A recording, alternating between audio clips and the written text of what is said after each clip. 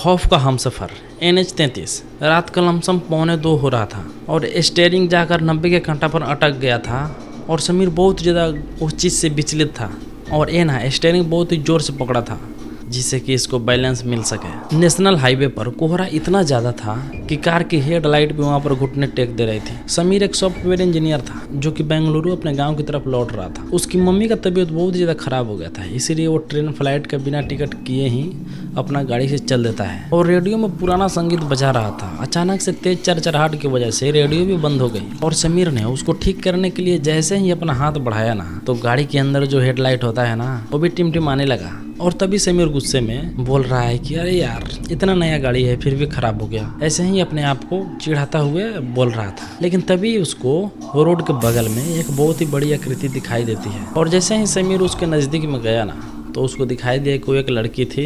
वो सफ़ेद कलर का सूट पहनी थी। इतनी ठंडे के मौसम में ना ही स्वेटर पहनी थी और ना ही उसने चादर ओढ़ी थी। वैसे ही रोड पे खड़ा थी और ठिठुरते ठिठुरते लिफ्ट मांग रही थी। आमतौर पर तो समीर किसी अनजान आदमी को लिफ्ट नहीं देता था, लेकिन समीर ने सोचा कि इतने सुनसान जगह पे वो भी लड़की है, ये सब उसको अच्छा नहीं लगा, इसीलिए उसने गाड़ी में बैठाने का इरादा बना लिया और उसने गाड़ी को ब्रेक लगाया और वहाँ पे गाड़ी को रोका और फिर उस लड़की से पूछ रहा है कि मैडम आपको कहाँ जाना है और इस वक्त इतना रात में वो भी इतने सुनसान जगह पे आप अकेली कर क्या रही हो। और लड़की की इतना धीमी आवाज़ थी ना जैसे ऐसा लग रहा था कि बहुत साल से वो कुछ बोली ही नहीं हो, ऐसे बोल रही थी और बोलती है कि हाँ मुझे क्या चंदौली गांव तक आप छोड़ दोगे। तो समीर बोलता है चलिए कोई बात नहीं, उसी रास्ते से हम भी जा रहे हैं, आपको वहाँ पर छोड़ देंगे और हम अपना आगे निकल जाएंगे। और लड़की बोलती है कि मेरी गाड़ी ख़राब हो गई थी इसलिए सब कोई मुझे छोड़ दिया और अपना गाड़ी से चली गई और हम अकेले यहीं पर बच गई हूँ। और समीर मुस्कुराते हुए गेट का लॉक खोला और उसको बोला कि आप अंदर बैठ जाइए और लड़की पिछले वाली सीट पर बैठ गई। जैसे ही लड़की ने गेट को बंद किया ना तो कार के अंदर का तापमान धीरे धीरे घटने लगा और समीर की सांसें धीरे धीरे अटकने लगी, जैसे बहुत ठंडी नहीं लगता है उसी प्रकार का। और गाड़ी से ना बदबू आने लगा जैसे कि बहुत दिन का पाँक होता है ना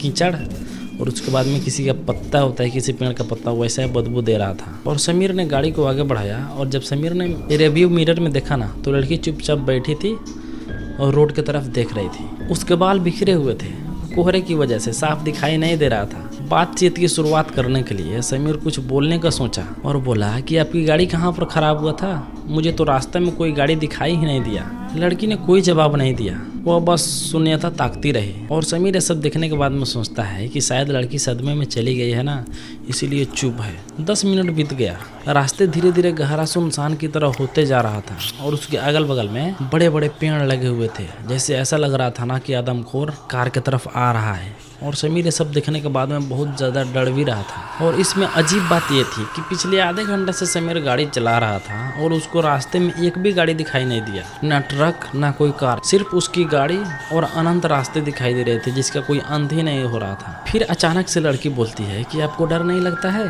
और इस बार ना उस लड़की की आवाज़ थोड़ा दूसरे टाइप का आ रहा था, ऐसा बोल रही थी जैसे अजीब टाइप का आवाज़ आ रहा था उसका। तो समीर क्या बोलता है कि अरे डर किस बात का है, अरे हम लोग इस जमाने में जी रहे हैं, ये भूत प्रेत कुछ नहीं होता है, ऐसा अंधविश्वास है। समीर का ये बात सुनने के बाद में लड़की बहुत जोर से हंसी और इस बार ना नॉर्मल हंसी नहीं लग रहा था, ऐसा लग रहा था कि 3-4 आदमी उसके साथ साथ हंस रही हो, उस तरह का उसकी आवाज़ निकल रही थी हंसने वाला। और हंसते हंसते क्या बोले कि लोग कहते हैं कि इस रास्ते में एक चुड़ैल रहती है, जो भी रात को अकेला आता है ना उसको अपने साथ लेकर चली जाती है। तो समीर बोला आज के ज़माने में भूत प्रेत कहाँ से होगा, और होगा भी ना तो हम किसी का बुरा नहीं करेंगे तो हमारा कैसे बुरा करेंगे बताइए। और लड़की क्या बोलती है कि अच्छा आपको ये सब लगता है कि ऐसा सच में होता है। ये सब बात सुनने के बाद में समीर को थोड़ा डर टाइप का लगने लगा और डर का माहौल ख़त्म करने के लिए समीर सोच रहा था कि रेडियो चालू कर देते हैं, उसके बाद में डर ख़त्म हो जाएगा, हम इंजॉय करने लगेंगे।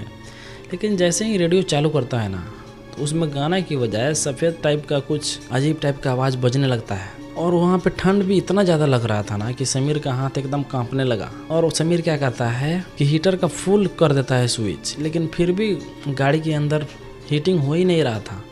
गाड़ी के अंदर ऐसा लग रहा था कि बहुत सारे बर्फ़ रखा हुआ हो, इतना ज़्यादा ठंडा लग रहा था उसमें। और तभी समीर का रिव्यू मिरर पर उसका नज़र जाता है और उसने जो देखा ना वो देखने के बाद में उसके पैरे तले जमी खिसक गए। पता है उसने क्या देखा, उसने देखा कि पीछे कोई है ही नहीं सीट पर, सीट एकदम खाली था। और वो डरते डरते क्या करता है कि पीछे की तरफ अपना घेंट को ऐसे करता है और देखने की कोशिश करता है जैसे ही पीछे ताका ना तो लड़की वहीं पर बैठी थी। तो समीर ये सोचने लगा कि यार ये कोई नहीं, इतना ज़्यादा कोहरा है ना, इसी के कारण मिरर में दिखाई नहीं दिया होगा। और ये सोचते सोचते इस बात को भूलने का कोशिश कर रहा था। और ये सोचते सोचते उसने फिर से सोचा एक बार और देखते हैं मिरर में।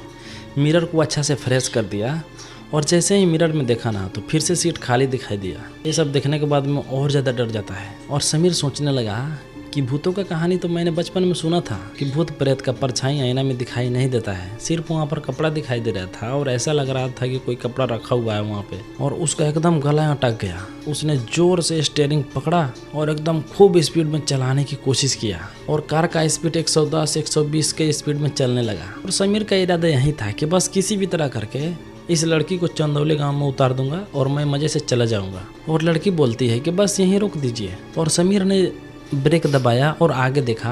बहुत ही पुराना बोर्ड पर लिखा हुआ था कि चंदौली गांव में आपका स्वागत है, लेकिन वहां पर कोई गांव नहीं था, बस एक पुराना खंडर घर था और उसके बगल में उससे भी पुराना पेट्रोल पंप और चारों तरफ घने पड़े थे जंगल की। और ये सब देखने के बाद में समीर कांपने लगा और लड़की उतर गई और लड़की समीर को बोलती है कि आपका बहुत बहुत शुक्रिया जो कि हमको आप यहाँ तक पहुँचा दिए। समीर ने बोला कोई बात नहीं। समीर इतना ज़्यादा डर गया था ना, उसका हिम्मत नहीं हो रहा था कि वो पीछे ताके। और लड़की गाड़ी से उतर गई और जैसे ही ढोका बंद किया ना गाड़ी का, ऐसे लगा कि गाड़ी के अंदर बहुत तेज से ठंडा समाई हो। और जैसे ही चालू किया ना गाड़ी, इंजन अचानक से बंद हो गया। और ये सब देखने के बाद ना समीर बोला नहीं नहीं नहीं, पागलों की तरह करने लगा और बोला कि ऐसा नहीं हो सकता, मेरा गाड़ी चल क्यों नहीं रहा है। कितना भी कोशिश किया लेकिन गाड़ी चालू नहीं हुआ। और तभी अचानक से उस गाड़ी के बोनट पर कुछ गिरने की आवाज़ आई। अचानक से थम इस तरह का आवाज़ आया। समीर ने सामने देखा हेडलाइट की रोशनी पर तो उस लड़की ने उस बोनट पर बैठी हुई थी, लेकिन इस बार ना उस लड़की का रूप बदल चुका था। अब वो लड़की ना अपना असली चेहरा में आ गई थी। उसके बाल बिखरे हुए थे और वो हवा में तैर रही थी। उसकी त्वचा बहुत ही ज़्यादा उजला दिखाई दे रहा था, किसी लाश की तरह सड़ चुका था। और सबसे खौफनाक बात ये था उसकी आंखों में दोनों पुतलियाँ होता है ना, वो नहीं था, सिर्फ 2 गड्ढे थे। और ये सब देखने के बाद में समीर और ज़्यादा डर जाता है। और वो लड़की ना समीर को देखकर बहुत ही ज़्यादा मुस्कुरा रही है। और ये सब देखने के बाद में समीर का चीख उसके गले में ही अटक गया। वो डर के मारे कुछ बोल भी नहीं रहा था, वो ना कुछ कर रहा था, सिर्फ ऐसे देख रहा था। वो लड़की घिसकते हुए कार के शीशे की तरफ आ गई और कार के शीशे में अपना चेहरा सटा दिया। उसके बदबूदार चेहरे और उसके शरीर से इतना ज्यादा बदबू दे रहा था कि उस शीशे के इस पार समीर की तरफ आ रहा था। और लड़की क्या करती है कि अपने नाखून से कार के शीशों को ऐसे ऐसे मारने लगती है और आवाज क्या आता है, चू चू करके आवाज आने लगता है। और ये सब देखने के बाद में समीर का हालत खराब हो जाता है। और वो लड़की गाड़ी के शीशों पर अपने नाखून से कुछ लिखा और समीर ने उसे उल्टा करके पढ़ने का कोशिश किया। मैंने कहा था कि वो अपने साथ लेकर जाती है। और लड़की ने अपने हाथ को हवा में उठाया और उसके हाथ ना लोहे की तरह दिख रहा था, एकदम बहुत ज़्यादा मजबूत। और वो लड़की अपने नाखून से शीशे पर बहुत जोर से हमला किया और उसमें का शीशा एकदम ताबड़तोड़ फूट गया और कांच के टुकड़े समीर के चेहरे पर लगे, जिससे कि समीर का जान भी जा सकता था। और समीर अपनी जान बचाने के लिए गाड़ी का बोनट खोलकर काश भाग पाता, तब तक कि एक बहुत ही ठंडे हाथ उसका गला दबोच लिया। और वह हाथ इतना ठंडा था कि समीर का चेहरा एकदम वहीं पे जमने लगा। और लड़की एकदम समीर के ऐसे करके उसके नजरों में ताक रही थी। उसकी काली अंधी आंखें समीर की आत्मा को झकझोर रहा था। चलो हमारा सफर अभी बाकी है, उसने फुसफुसाया और समीर की आंखों में देखा। उसकी आखिरी चीख उसी सुनसान हाईवे में कहीं कोहरे में खो गई। सुबह के करीब 8 बज रहे थे और उसी रास्ते से एक पुलिस का गाड़ी जा रहा था। और तभी पुलिस का नजर इस लड़के के ऊपर पड़ता है, जिसका कि कार का शीशा भी फूटा हुआ था और गाड़ी अलग तरीके से क्षतिग्रस्त हो चुका था। और पुलिस ने अपना गाड़ी रोका और जब अंदर देखा ना तो अंदर कोई नहीं था, ना कोई खून का धब्बे और ना ही कोई हाथापाई का निशाना था। एकदम गाड़ी खाली था। ऐसे लग रहा था कि किसी ने फोड़कर चला गया हो, उसमें कुछ हुआ ही नहीं हो। हाँ, पर एक चीज जरूर था, कार के सीटों पर सूखी हुई पत्तियां और शमशान की राख थी। कार के टुकड़े हुए शीशों पर लिखा था कि थैंक यू, लिफ्ट देने के लिए शुक्रिया। इंस्पेक्टर ने गहरी सांस ली और अपने साथी से बोला कि डायरी निकालो, इस महीने का केस था, चौथी केस मिल गई।